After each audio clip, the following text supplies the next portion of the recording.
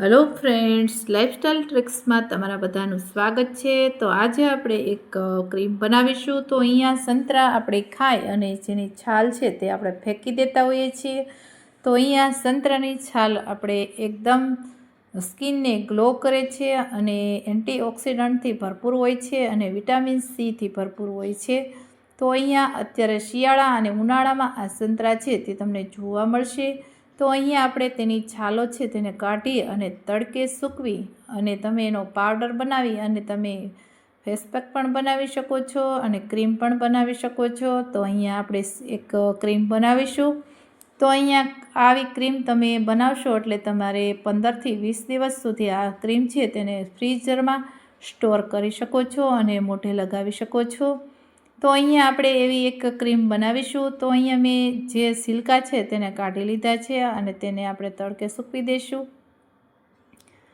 તો અહીંયા આવી ક્રીમ તમને ઘરે બનાવશો એટલે જે પિમ્પલ્સ હશે, ખીલના ડાઘ હશે તે દૂર થઈ જશે, સ્કિન ગ્લો કરશે અને જે કાળા ડાઘ હશે તે પણ દૂર થઈ જશે। તો અહીંયા આવા આપણે જે છાલ છે તેને સૂકવી દઈશું। સાયડામાં સૂકવશો તો તેનો રંગ છે તે જળવાઈ રહેશે અને અહીંયા વિટામિન સીથી ભરપૂર હોય છે।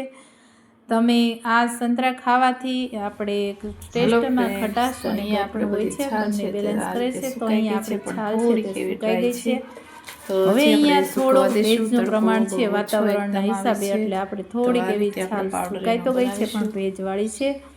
તો અહીંયા આપણે મિક્સર જાર લેશું અને મિક્સર જારમાં આપણે કચરું મેં ફેરવી લીધું છે। તો હવે તેને આપણે થોડુંક એવું આપણે એકદમ પાવડર ફાઇન કરવાનો છે એટલે આપણે ક્રીમ બનાવતી વખતે એકદમ ચીકણી હોય છે એટલા માટે અહીંયા આપણે એક સ્પેન લીધી છે અને તે પાવડર કચરો છે સંતરાનો તેને આપણે આ રીતે નોનસ્ટિકમાં થોડુંક સાતળી શેકાઈ જાય ત્યાં સુધી આપણે થવા દઈશું।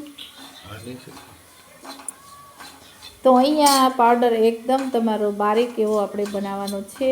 તો તમારી પાસે અહીંયા સંતરાનો પાવડર ન હોય તો તમે ઓનલાઈન પણ મંગાવી શકો છો।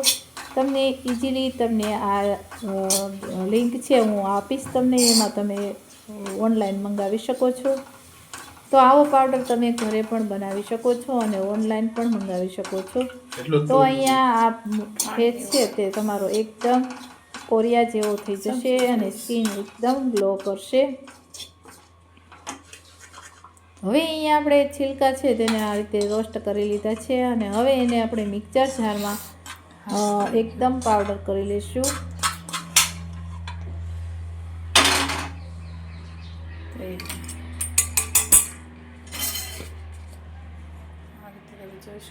તો આ રીતે દરદરો છે તેને થોડોક એવો આપણે પાવડર દળીશું એટલે થઈ જશે એકદમ। અને આ તમારી ક્રીમ કઈ રીતે લગાડવી, કેટલી મિનિટ રાખવી એ પણ તમને બતાવીશ। તો અહીંયા આ ક્રીમ છે તે આપણે 3 થી 4 ઇન્ગ્રીડિયન્ટ્સથી આપણે બનાવીશું। તો તમે જોઈ શકો છો આ રીતે એકદમ ઝીણો પાવડર થઈ ગયો છે।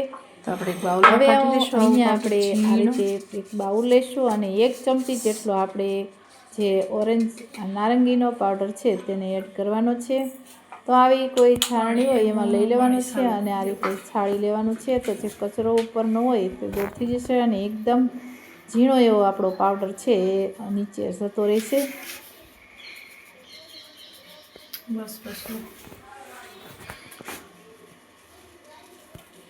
તો તમે જોઈ શકો છો આ પાવડર છે તેને બીજી વાર દળશો એટલે એ પણ ઝીણો ભૂકો થઈ જશે। હવે 1 ચમચી આપણે અહીંયા મસૂર લીધા છે, મસૂરની દાળ છે તો મસૂરની દાળ પણ એને પણ આપણે દળી લઈશું।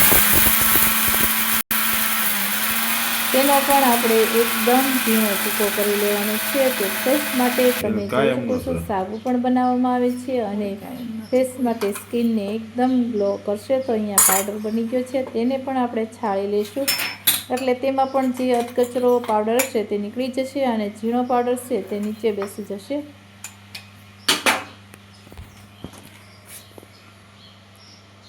તો અહીંયા આપણે 1 ચમચી જેટલું લેવાનું છે, વધારે લેવાનું નથી।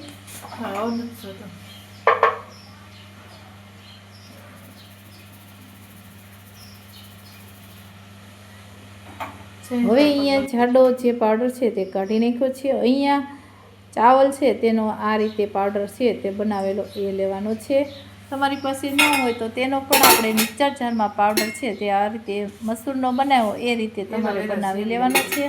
અને 1/4 સ્પૂન જેટલું આપણે બેસન એડ કરીશું, ચણાનો લોટ, અને 2 ચમચી જેટલું આપણે ગુલાબજળ એડ કરીશું. ગુલાબજળ તમારા જે ઇન્ગ્રીડિયન્ટ્સ છે બધા એના પ્રમાણમાં એડ કરવાનું છે. અને આપણે એક વસ્તુ ઉમેરીશું, એલોવેરા જેલ. તો અહીં તમારી પાસે એલોવેરા જેલ તાજી અને ફ્રેશ ના હોય તો પણ તમે રેડીમેડ લઈ શકો છો. તો અહીંયા મારી પાસે તાજી એલોવેરા જેલ છે તો આપણે તાજી લઈ લઈશું. અને આ રીતે તેને કાઢી લેવાના છે ઉપરના છિલકા. અને આ રીતે તે આપણે ચપ્પુની મદદથી આ રીતે થોડીક વાર ઘસીશું એટલે જે એલોવેરા જેલ છે તે ઓટોમેટિક તમારી નીકળી જશે. અને આ સ્કિન માટે ખૂબ જ ગ્લો કરશે અને ચમકીલી પણ સ્કિનને ચમક પણ આપશે અને ગ્લો પણ કરશે. તો અહીંયા આપણે 3 થી 4 જેટલા ઇન્ગ્રીડિયન્ટ્સ આપણે એડ કર્યા છે. અને આ ઇન્ગ્રીડિયન્ટ્સ એડ કરવાથી આપણી સ્કિન છે તે સૂકી હશે તો પણ અત્યારે શિયાળાની સિઝનમાં એકદમ ચમકીલી એવી બનશે. અને જે ડાઘના અને કાળા ડાઘ, ખીલ, ધબ્બા જે કંઈ પણ હશે તે પણ તમારા દૂર થઈ જશે. તો અહીંયા શિયાળા માટેની સ્પેશિયલ ક્રીમ બનાવીશું. તો અહીંયા આપણી ક્રીમ આ રીતે બનીને રેડી થઈ જશે. તો હવે બધા ઇન્ગ્રીડિયન્ટ્સને મિશ્રણ આપણે ભેગું કર્યું છે અને હવે આ રીતે સ્પૂનની મદદથી આપણે હલાવી લઈશું. તો અહીંયા આપણે બધું માપ છે તે પરફેક્ટ લીધું છે. તમારો ફેસ હોય એ પ્રમાણે તમારે આ ક્રીમ બનાવવાની છે. જો તમે આ ક્રીમ બનાવી અને કોઈ એરટાઇટ બોટલમાં ભરી અને તમે સંગ્રહ 15 થી 20 દિવસ સુધી કરી શકો છો. અને ત્યાં સુધી આ ક્રીમ છે તે બગડતી નથી. અને આ ક્રીમ લગાડી અને રાત્રે તમે સૂઈ જાઓ તો પણ ચાલશે. અને તમારે 20 થી 15 મિનિટ જેટલો ટાઈમ રાખશો તો પણ તમારો ફેસ એકદમ કોરિયા જેવો બની જશે. અહીંયા ચાવલ છે તે આપણે એડ કર્યા છે. તો કોરિયાના લોકો ચાવલનો વધારે યુઝ કરતા હોય છે ક્રીમમાં અને જે સાબુ બનાવવામાં. એની સ્કિન એકદમ ગ્લો અને એકદમ ચમકીલી હોય છે. તો અહીંયા આપણે આ રીતે હું તમને બતાવીશ. 5 મિનિટ આપણે આ રીતે હળવા હાથે મસાજ કરવાનું છે. મસાજ કરી અને પછી આપણે છોડી દેવાનું છે 10 મિનિટ. પછી આપણું ફેસ છે તે ધોઈ નાખવાનું છે. તો અહીંયા મેં આ રીતે ફેસ અહીંયા આપણી આ ક્રીમ છે તે લગાડી અને છોડી દીધી છે. તો હવે અહીંયા આપણે 15 મિનિટ જેટલો રાખીશું. અને પછી આપણે જે પાણીથી નોર્મલ પાણીથી આપણે વોશ કરી લેવાનું છે. તો તમે આવી ક્રીમ ઘરે પણ બનાવી શકો છો. આ શિયાળાની સ્પેશિયલ ક્રીમ છે અને સ્કિન પણ એટલી સરસ ગ્લો કરશે. તો અમારી આ ટ્રીક સારી લાગી હોય તો વિડીયોને લાઇક કરજો, શેર કરજો અને અમારી ચેનલને સબસ્ક્રાઈબ કરવાનું ભૂલશો નહીં. બાજુમાં આપેલી ઘંટી દબાવશો એટલે નવી રેસીપીના નોટિફિકેશન તમને સૌથી પહેલાં જોવા મળશે. Thank you.